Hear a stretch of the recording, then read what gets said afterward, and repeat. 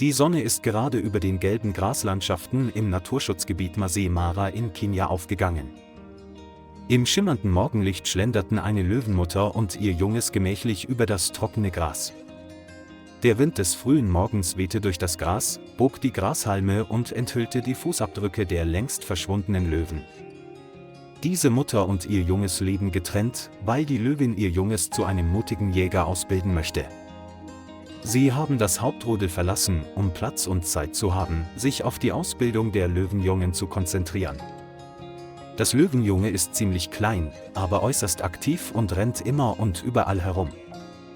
Jeden Morgen laufen die Löwenmutter und ihre Jungen oft über das Feld, um das Anpirschen an die Beute zu üben. Das Gras ist hier dicht und trocken und schafft eine wilde, aber herausfordernde Landschaft.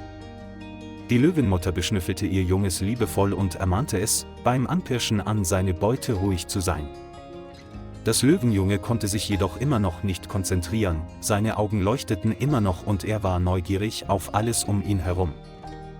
Als das Löwenjunge an diesem Morgen an einer seltsamen Ecke des Graslandes ankam, sah es zufällig die Öffnung eines tiefen Lochs. Es schlich näher heran, schnüffelte und versuchte herauszufinden, was darunter war. Plötzlich rutschte das Löwenjunge auf dem losen Sand aus und fiel in das Loch. Sein schriller Schrei ertönte und zerriss die stille Morgenluft. Die Löwenmutter drehte sich überrascht um und eilte sofort zum Rand der Grube.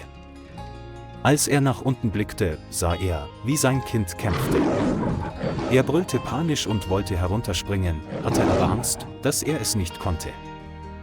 Die Löwenmutter rannte um die Grube herum und versuchte, ihr Junges zu fangen, aber alle Bemühungen waren vergeblich.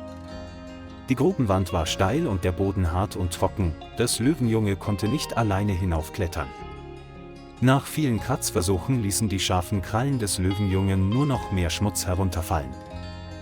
Das Löwenjunge war allmählich erschöpft, seine Schreie wurden seltener, dann lag es flach da und keuchte.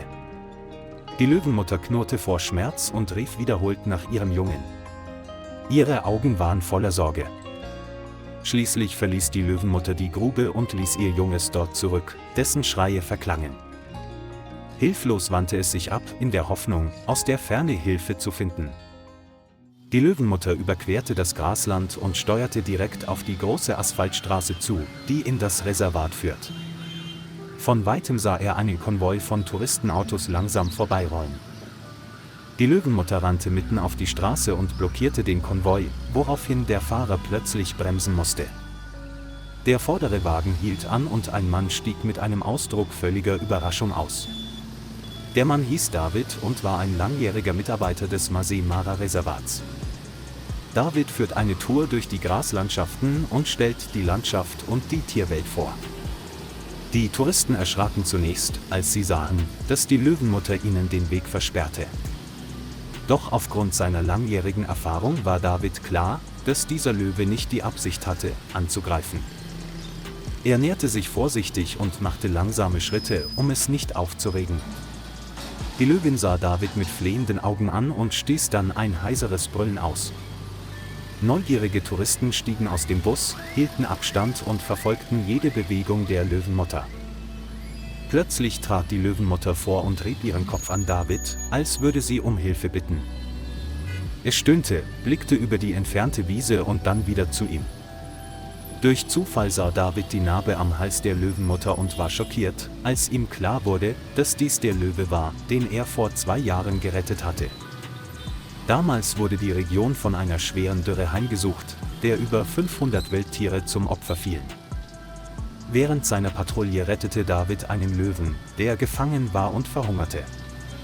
Er brachte es zum Kontrollpunkt zurück, gab ihm Wasser, behandelte seine Wunden und ließ es nach seiner Genesung wieder in seine Herde frei.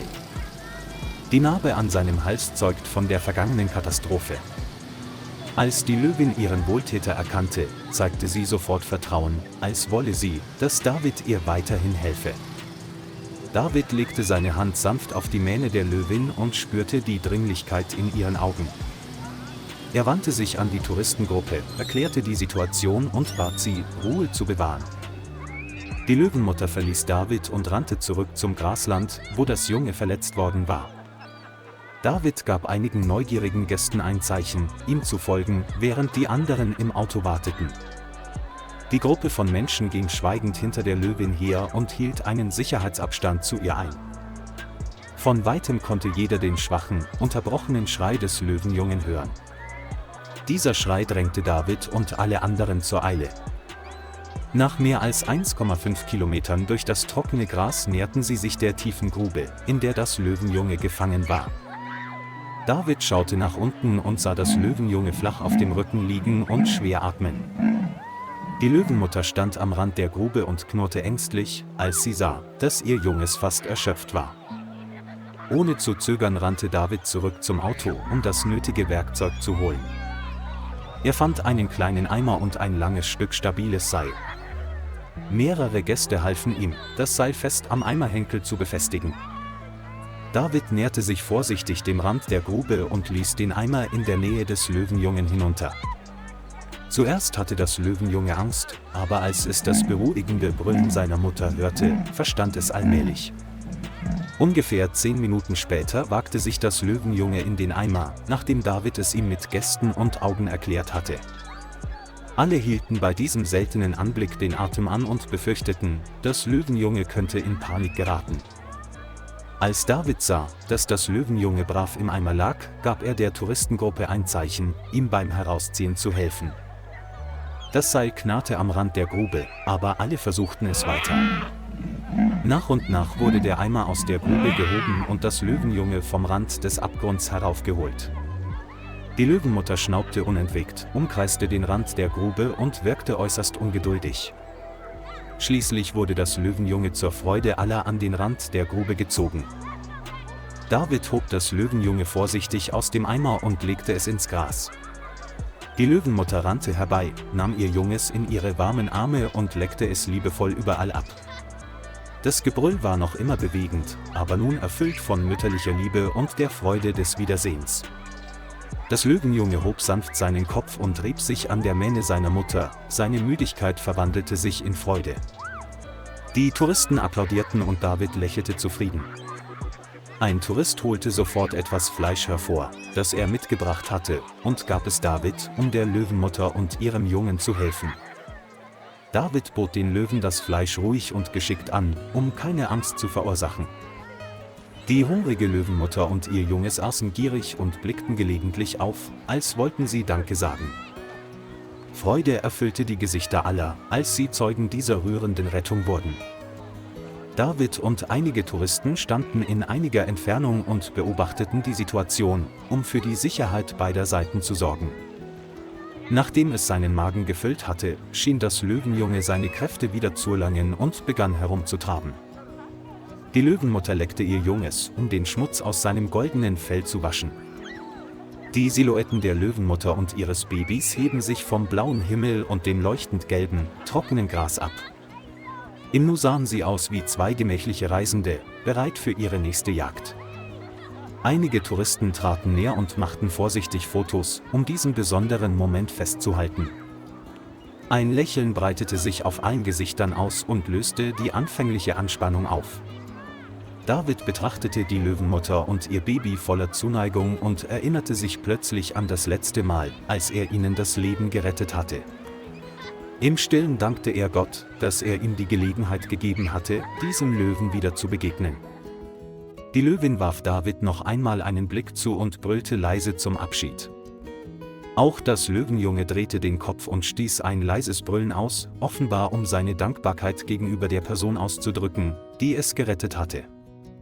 Die Luft wurde warm und erfüllt von der Liebe zwischen Mensch und Tier. Die Besucher winkten zum Abschied und riefen, auf Wiedersehen, mit einem glücklichen Gesicht. Die Löwenmutter und ihr Jungtier verschwanden allmählich im weiten Gras und setzten ihre Lern- und Überlebensreise fort. Das raschelnde goldene Gras neigte sich sanft, als wolle es die Löwenmutter und ihre Jungen segnen. David packte seine Sachen und atmete erleichtert auf, voller Glück, weil er seine Pflicht getan hatte. Und von dort aus wurde die Legende von Dankbarkeit, Liebe und Solidarität zwischen Menschen und Löwen neu geschrieben, mitten im Herzen der Masai Mara in Kenia. Lieber Freund, danke, dass Sie sich die Zeit genommen haben, die Geschichte zu verfolgen. Vergessen Sie nicht, den Kanal zu liken und zu abonnieren, um uns zu unterstützen.